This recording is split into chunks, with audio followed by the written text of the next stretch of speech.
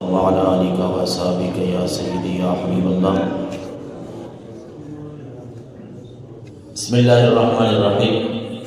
مختصر وقت کے لیے چند احادیث رسول صلی اللہ علیہ وسلم، اللہ کے نبی صلی اللہ علیہ وسلم نے جو ہمیں جنت کے متعلق، ہماری آخرت کے متعلق باتیں فرمائی ہیں، بلکہ اللہ تبارک و تعالیٰ نے قرآن مجید میں فرمایا نا، سارعوا الی مغفرۃ من ربکم، کہ جنت کی طرف جلدی کرو، اچھے کام کر کے اس جنت کی طرف جلدی کرو، اس مغفرت کی طرف جلدی کرو. وہ جنت جس کی چوڑائی اللہ تبارک و تعالیٰ نے فرمایا زمین و آسمان کے برابر ہے. اللہ تعالیٰ ہمارے بھائیوں کے والد محترم کی بخشش فرمائے.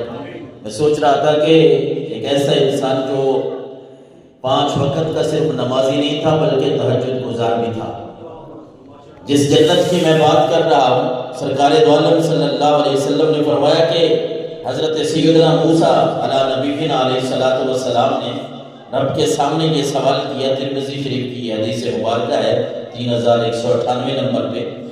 حضرت موسیٰ نے سوال کیا، سأل ربہ فقال اے رب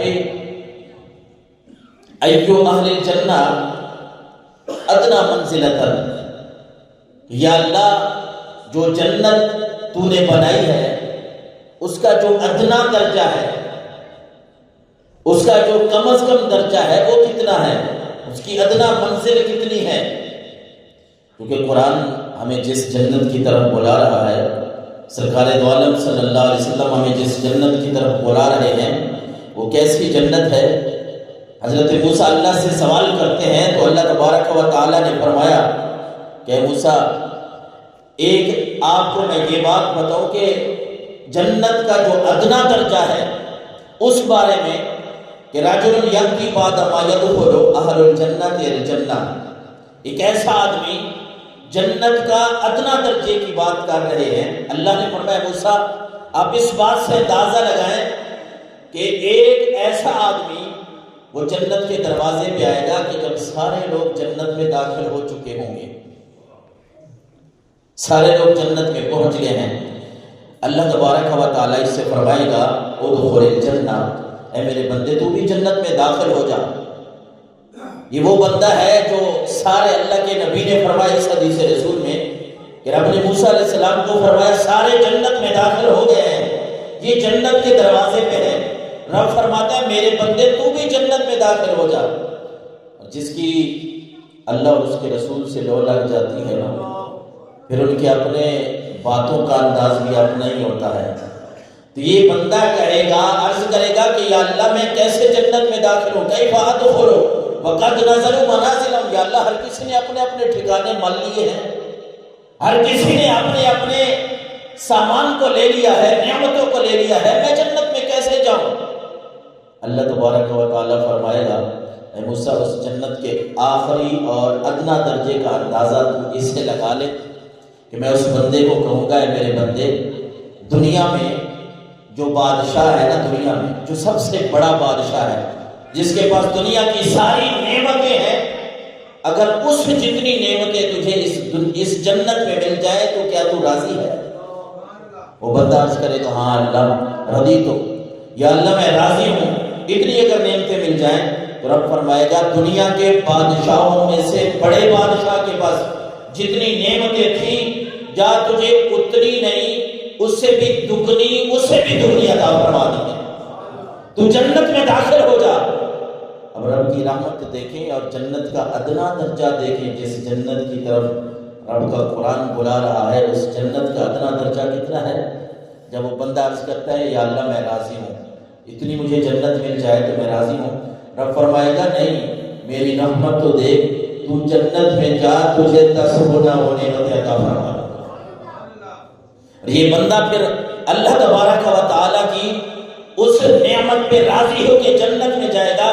رب فرمائے گا صرف اتنا نہیں بلکہ اس کے لیے کہا جائے گا فَإِنَّ لَكَ مَعَ هَذَا مَا اشْتَهَتْ نَفْسُكَ وَلَذَّتْ عَيْنُكَ، اے میرے بندے یہ جنت جتنی میں نے تجھے کہی ہے اس سے 10 گنا زیادہ نعمتیں بھی عطا فرما دی ہیں. جو دل میں آئے گا وہ بھی تجھے جنت میں عطا فرما دوں گا. اس جنت کی بات رب فرماتا ہے، اور اس جنت کی باتیں ہمیں اللہ کے نبی صلی اللہ علیہ وسلم نے فرمائی ہیں، اور اس مغفرت کی طرف اللہ تبارک و تعالی نے اللہ کے نبی نے ہمیں بلایا ہے. لیکن یہ بات بھی یاد رکھیں کہ اللہ کی جو نعمتیں ہم دنیا میں استعمال کر رہے ہیں نا، ان کے بارے میں بھی پوچھ ہوگی. کبھی بھی ہم کہتے ہیں کہ موت کو بھولنا نہیں چاہیے، اس کا یہ مطلب نہیں ہے کہ صرف ہم زبانی کلامی کہتے رہیں کہ موت کو بھولنا نہیں ہے، بلکہ نہیں، اللہ کے نبی نے فرمایا لوگوں ایک بات یاد رکھو، لا تزول قدم ابن آدم یوم القیامہ من عند ربی حتی یسأل عن خمس.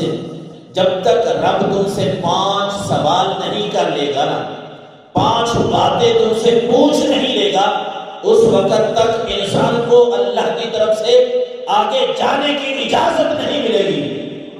اور فرمایا وہ کیا ہے؟ فرمایا میرے امت کے لوگوں عن عمرہ فیما افناہ. رب پوچھے گا بندے زندگی جو دی تھی، عمر جو دی تھی، وہ عمر کہاں گزار کے آیا ہے؟ کہیں وہ بیہودہ کاموں میں تو گزار کے نہیں آیا. اور دوسرا سوال ہوگا وعن شبابہ فیما ابلاہ. میرے بندے تجھ پہ جوانی آئی تھی، تجھے جوانی دی تھی، وہ جوانی کہیں گناہوں میں تو گزار کے نہیں آیا. اور تیسرا سوال اللہ کے نبی نے فرمایا رب نے جو مال دیا ہے، رب نے جو دولت دی ہے، وَمَالِهِ مِنْ أَيْنَ اكْتَسَبَهُ. میرے بندے وہ مال کہاں سے کماتا تھا اور کہاں خرچ کرتا تھا؟ وَفِيمَ أَنْفَقَهُ. اس مال کو کہاں خرچ کیا؟ حلال کمایا تھا، حلال کا انتظام کیا تھا، اس مال کو کیسے خرچ کیا تھا؟ اور پھر اللہ کے نبی نے فرمایا وَمَاذَا عَامِلَ فِيمَا عَالِمَ. پھر رب پوچھے گا کہ جتنا تیرے پاس علم تھا، جتنا تیرے پاس علم تھا اس کے اوپر عمل کر کے آیا ہے کہ نہیں؟ عالم ہے تو اس سے اس کے علم کے مطابق سوال ہوگا، مزدور ہے تو اس سے اس کے علم کے مطابق سوال ہوگا، مفتی ہے تو اس سے اس کے علم کے مطابق سوال ہوگا. جس طرح قرآن نے کہا یا ایھا الذین آمنوا لم تقولون ما لا تفعلون. رب نے فرمایا ایمان والو، جو کام خود نہیں کرتے لوگوں کو کیوں کہتے ہو؟ پہلے خود عمل کر کے دکھاؤ اور پھر لوگوں کو کہو. اللہ کے نبی نے بھی فرمایا لوگوں جو علم تمہارے پاس ہے، تمہیں پتہ ہے 5 نمازیں پڑھنی ہیں، تمہیں پتہ ہے کہ ہم نے حج کرنا ہے، اگر فرض ہے تو روزے رکھنے ہیں، زکوٰۃ ادا کرنی ہے، اخلاق اچھا اپنانا ہے، قرآن کو پڑھنا ہے، اولاد کی تربیت کرنی ہے، پڑوسیوں کے ساتھ اچھا سلوک کرنا ہے، اپنے ہمسایوں کے ساتھ اچھا سلوک کرنا ہے، مسلمانوں کے ساتھ اچھے اخلاق سے پیش آنا ہے. جب یہ ساری باتیں پتہ ہے تو رب کے نبی نے فرمایا رب پوچھے گا بھی صحیح پتہ تھا عمل کر کے آیا ہے یا ویسے میرے پاس آ گیا ہے؟ اور پھر رسول علیہ السلام نے ایک حدیث مبارکہ میں فرمایا ہم تو ہمارا دین اتنا آسان ہے، نیکیاں ہمارے لیے اتنی آسان ہیں کہ اللہ کے نبی نے فرمایا اذا احسن احدکم اسلامہ.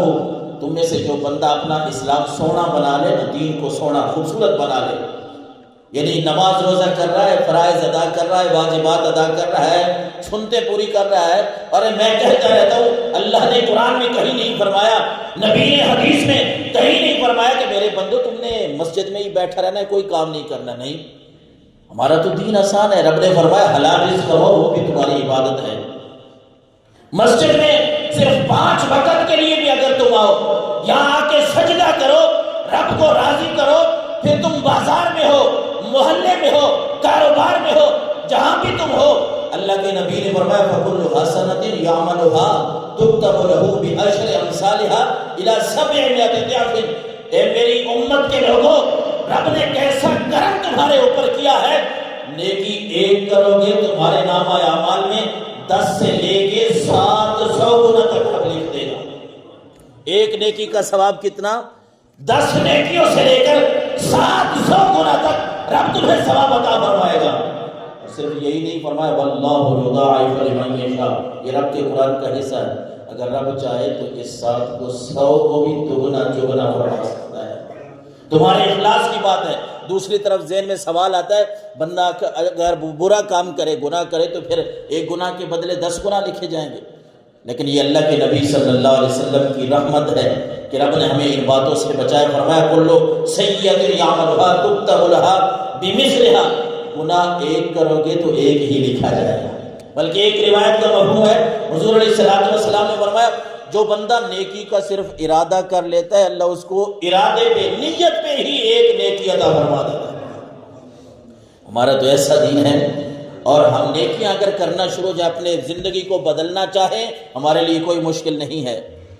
میں کہہ رہا ہوں آپ کاروبار بھی کریں، آپ مزدوری بھی کریں، تجارت بھی کریں، آفس بھی چلائیں، لیکن اللہ اور اس کے رسول کی اطاعت کو نہ چھوڑیں.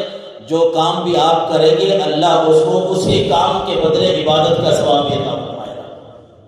حضور علیہ الصلوۃ والسلام نے فرمایا ایعجز احدکم ان یکسب کل یوم 1000 حسنہ، میرے صحابہ تم میں سے کوئی ایسا بندہ بھی ہے جو ایک دن کی 1000 نیکی اکٹھی کر لے؟ تو صحابہ کرام نے عرض کیا یا رسول اللہ یہ تو مشکل کام ہے کہ ہم ایک دن میں 1000 نیکی کمائیں، 1000 نیکی کریں. اللہ کے نبی نے فرمایا میرے صحابہ، کسی نے سوال جو کیا تھا کہ اللہ کے نبی ایک نیکی کیسے، 1000 نیکی جو ہے ایک دن میں کیسے کریں گے؟ حضور نے فرمایا یسبح 100 تسبیحۃ فیکتب لہ 1000 حسنات. میری بات سنو، اللہ کے نبی نے فرمایا تم ایک دن میں 100 دفعہ، ایک دن میں 100 دفعہ سبحان اللہ پڑھ لو گے، اللہ تبارک و تعالیٰ تمہارے نامہ اعمال میں 1000 نیکیوں کا ثواب عطا فرمائے. ہمارے بھائیوں کے والد محترم چلے گئے، ہم نے بھی جانا ہے، ہر کسی نے جانا ہے، لیکن اللہ تبارک و تعالیٰ کی اطاعت کر کے جب بندہ اس دنیا سے جائے گا، یہ میں ایک حدیث مبارکہ مجھے یاد آ رہی ہے کہ یہ وہ دنیا ہے اس سے نا بندے کا پیٹ نہیں بھرتا. ویسے حدیث میں بھی ہے، قرآن میں بھی ہے، اس سے نہیں بندہ رجتا. اگر آپ کہیں میں کہوں نا کہ میرا پیٹ بھر جائے گا مال سے، یا ہر بندہ کہتا ہے لاکھوں میں کما رہا ہے، کروڑوں ہوں، کروڑوں والے کہتے ہیں اربوں خربوں ہوں، یا بھائی کوئی بندہ. اللہ کے نبی نے ایک خوبصورت بات ارشاد فرمائی ہے. آپ نے فرمایا کہ اللہ فرماتا ہے، حدیث قدسی ہے، یعنی رب فرماتا ہے، اللہ کے نبی نے فرمایا اے لوگو رب تمہیں فرماتا ہے یبن آدم تفرغ لعبادتی املأ صدرک غنا. اے میرے نبی اپنی امت کو بتا دو میری عبادت کے لیے اپنے آپ کو فارغ کر دیں، تم میری عبادت کرو میں تمہارے دل کو امیر بنا دوں گا، تمہارا دل میں امیر بنا دوں گا. اور فرمایا وَأَسُدَّ فَقْرَكَ، یہ بات بھی یاد رکھو کہ تم میری عبادت کرو، یہ فقیری، یہ تنگ دستی میں تم سے روک دوں گا، اس کے سارے دروازے بند کر دوں گا. اچھا اس کا دوسرا بھی اللہ کے نبی نے دوسری سائڈ بھی بیان فرمائی کہ اللہ نے فرمایا اگر تم نہ لگے لالچ میں وَإِلَّا تَفْعَلْ مَلَأْتُ صَدْرَكَ شُغْلًا وَلَمْ أَسُدَّ فَقْرَكَ. اللہ کے نبی نے فرمایا اگر تم اللہ کی عبادت کی طرف نہ آئے تو پھر یاد رکھو رب نے فرمایا تمہارے دل میں میں مصروفیت بھر دوں گا. ہائے ہائے کی زندگی گزرے گی، ہائے میرا یہ مال بھی نہیں ہے، میرے پاس یہ بھی نہیں ہے، وہ بھی نہیں ہے. اللہ کے نبی نے فرمایا، رب فرماتا ہے میری عبادت کے لیے ٹائم نکالو، وقت نکالو، تمہارے سینے کو میں امیر کر دوں گا، تمہارے دل کو میں امیر کر دوں گا. اور یاد رکھو اگر اللہ کی عبادت کی طرف نہ آئے تو اللہ نے فرمایا میں تمہارے لیے فقیری کے دروازے بھی کھول دوں گا، کبھی تمہارا دل جو ہے وہ امیر نہیں ہوگا، لالچ ہی لالچ کرتے رہو گے.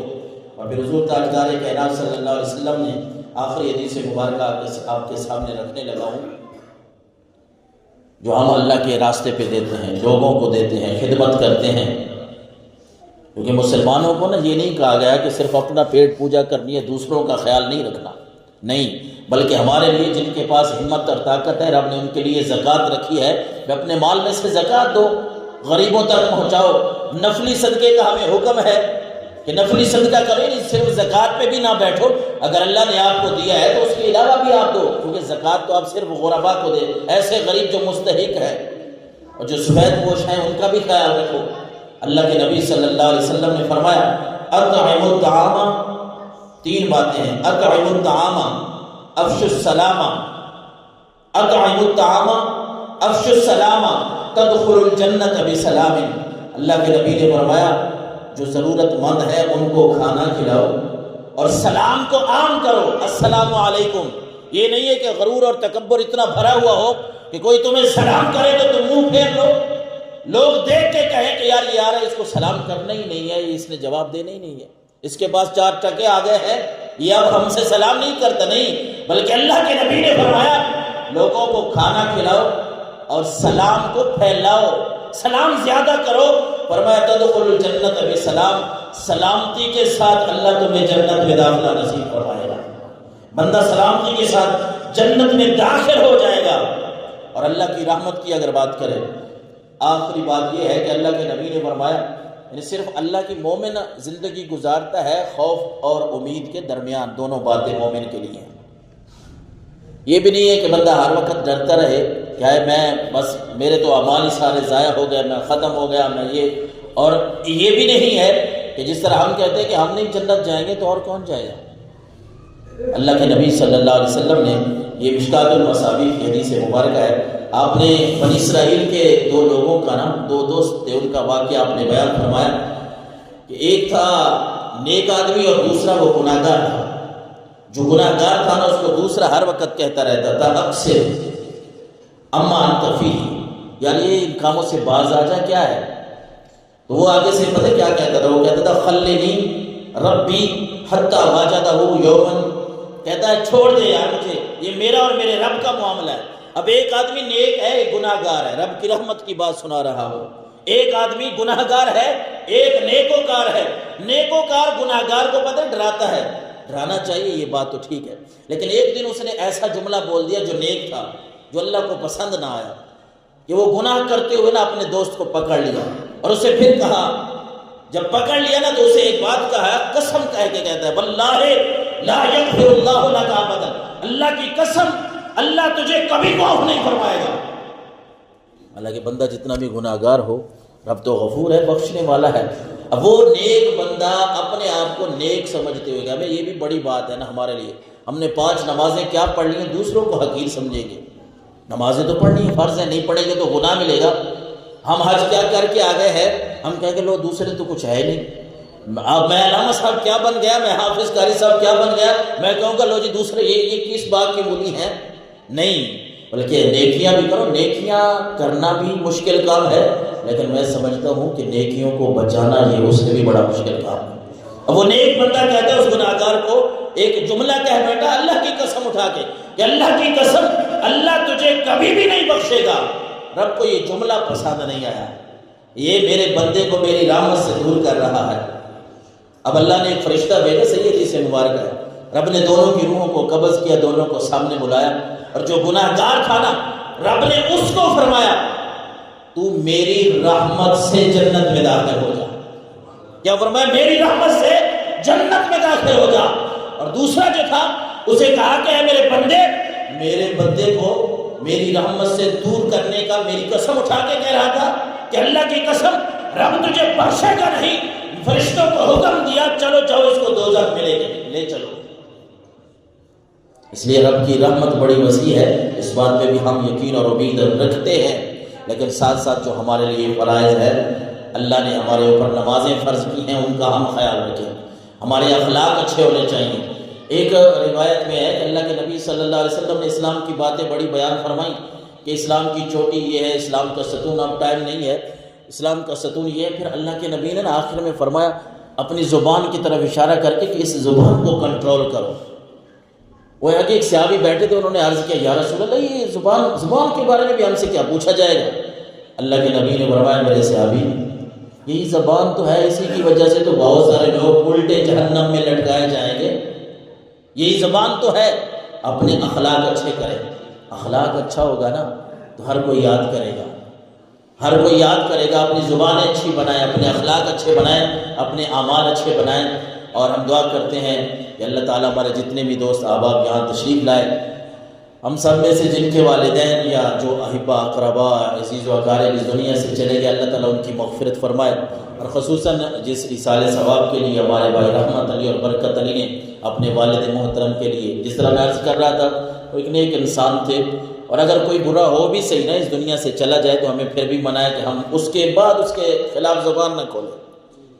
یہ تو ویسے ہی نیک انسان تھے، پنجگانہ نماز پڑھنے والے، فرائض کے علاوہ نوافل ادا کرنے والے، تہجد کی جو نماز ہے وہ پڑھنے والے، اشراق چاشت پڑھنے والے، اوابین پڑھنے والے، یقیناً اللہ تعالیٰ ان کی ان نیکیوں کو ضائع نہیں فرمائے، کیونکہ اللہ نے فرمایا اِنَّا لَا نُضِيعُ أَجْرَ الْمُحْسِنِينَ، جو نیکی کرتا ہے نا ہم اس کی نیکی کو ضائع نہیں کرتے۔ اور ہم اللہ سے یقین رکھتے ہیں، امید رکھتے ہیں کہ اللہ تعالیٰ مرحوم کی بخشش کاملہ فرمائے گا۔ رب سے دعا ہے کہ اللہ تعالیٰ ہم سب کو بھی نیک اعمال کرنے کی توفیق عطا فرمائے۔